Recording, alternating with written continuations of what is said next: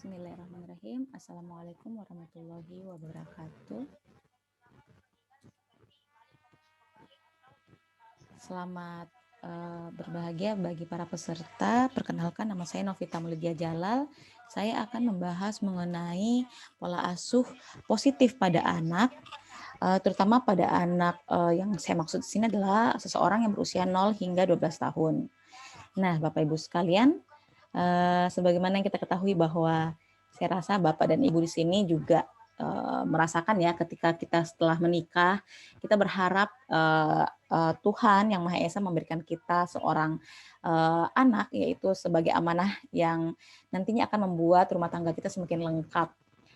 Nah, harapan-harapan suami istri tentunya berharap diberikan momongan, diberikan anak yang soleh-soleha, atau anak yang cerdas, anak yang berperilaku baik dan berbakti kepada ibu bapaknya.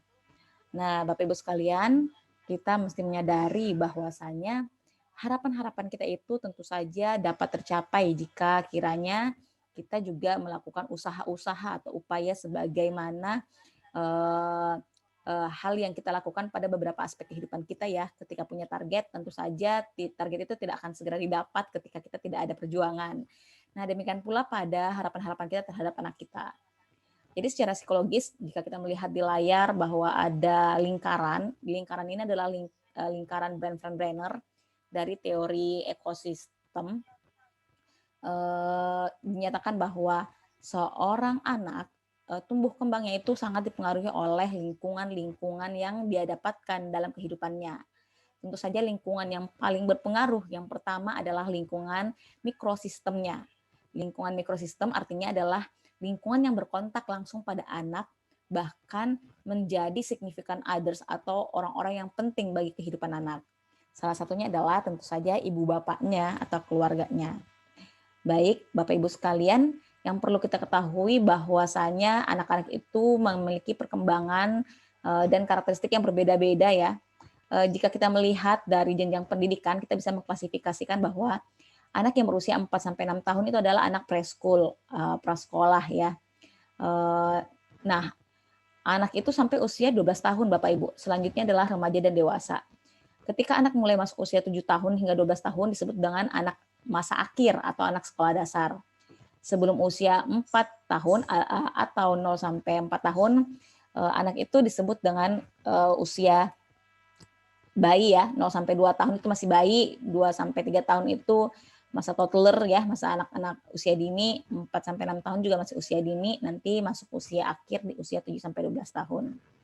Nah, setiap anak jenjangnya juga memiliki karakteristik yang berbeda Bapak Ibu. Kita bisa lihat dari perkembangan fisik ya, bagaimana perkembangan fisik anak itu sangat pesat sehingga setiap bulan bahkan bajunya itu berubah ya, ukuran bajunya semakin lebar, semakin besar. Bahkan kita bisa melihat perkembangan yang pesat pada fisik itu di manusia itu terjadinya pada tahap anak. Jika usia remaja dan dewasa sepertinya tidak terlalu banyak perubahan ya, malah mengalami penurunan. Nah, ciri khas yang lainnya adalah anak juga mengalami yang namanya kelekatan. Nah, jadi pada usia 0 sampai 2 tahun, Bapak Ibu sekalian, pola asuh yang paling penting adalah pola asuh yang memberikan anak kehangatan, care, memperhatikan, bahkan peka terhadap kebutuhan anak. Bagaimana kita tahu bahwa tangisan anak itu adalah tangisan ingin makan, lapar, haus, ataupun tangisan berupa tangisan dia buang air besar ya, atau buang air kecil. Nah, tentu saja kelekatan ini akan terjadi ketika Bapak Ibunya memiliki waktu yang luang untuk memperhatikan anaknya. Nanti Bapak Ibu sekalian pada saat anak 2 sampai 6 tahun, mereka biasanya akan mengalami selain perubahan fisik, mereka juga mengalami perubahan yang pada sikap. Nah, biasanya Bapak Ibu sekalian menganggap anak itu adalah anak-anak yang nakal ya pada usia 2 sampai 6 tahun. Kenapa nakal? Karena terkadang orang tua menganggap bahwa anaknya itu tidak mau mendengarkan kalimat orang tuanya. Nah, pada tahap itu sebenarnya Bapak Ibu mesti menyadari bahwa ternyata anak kita itu tidak nakal, tetapi anak kita itu berada di tahap perkembangan egosentris. Artinya bahwa anak kita itu memiliki baru mampu memiliki kemampuan berpikir dari satu sudut pandang, yaitu sudut pandang mereka sendiri.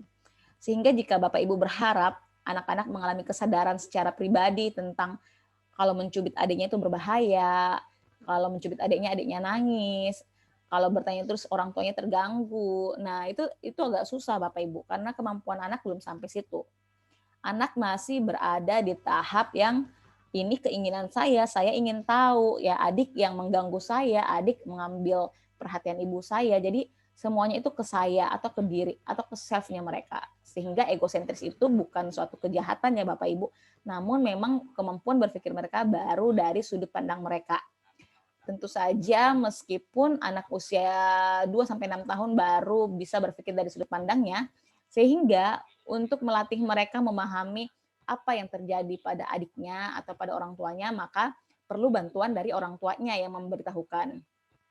Jadi orang tuanya yang mendidik karena secara pribadi mereka belum mampu. Jadi kalau adiknya dicubit dikatakan bahwa kalau dicubit pasti nangis, kakak nangis tidak kalau dicubit. Jadi itu untuk membantu mereka berpikir mengenai apa sih yang dirasakan oleh orang lain seperti itu.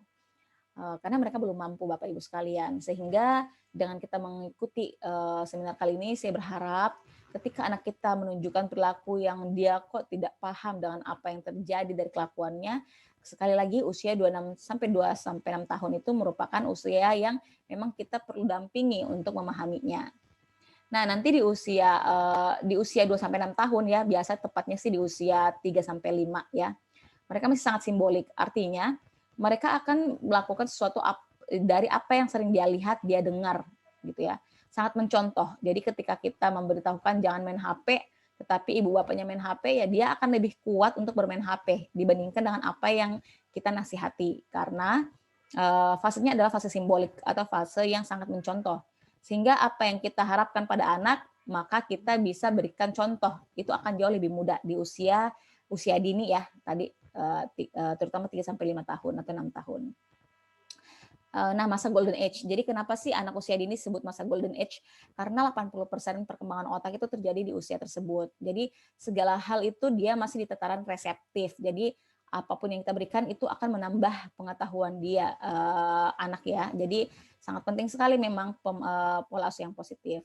Nah, nanti pada saat masuk SD dia akan sudah berkembang, yaitu pemikirannya sudah mulai realistis. Artinya mereka sudah mulai berpikir yang logis ya. Kenapa bisa sebab akibat itu bisa terjadi gitu.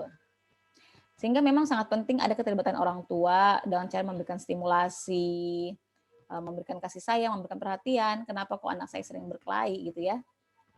Nah, jadi apa yang harus kita lakukan Bapak Ibu sekalian? Ketika kita meninggal, maka anak solehlah yang akan mendoakan ibu bapaknya sehingga apa yang bisa kita berikan kepada mereka untuk menjaga amanah dari Tuhan, yaitu ketika kita menuntut anak menjadi positif, maka tentu saja kita memberikan contoh yang positif. Salah satunya adalah pembiasaan penggunaan kalimat-kalimat yang positif dalam berkomunikasi. Biasakanlah diri kita untuk berlatih mengucapkan kata-kata yang positif pada anak. Jika memang anak berperilaku yang tidak diharapkan, maka sebaiknya kita menghindari hukuman. Sebaiknya kita menghilangkan kata-kata positif itu agar dia paham bahwa oh sepertinya perilaku saya ini salah. Tapi ketika dia berperilaku benar, maka segeralah memberikan kalimat yang positif. Saya rasa demikian materi dari saya, Novita Melidia Jalal. Terima kasih banyak Bapak Ibu atas perhatiannya. Assalamualaikum warahmatullahi wabarakatuh.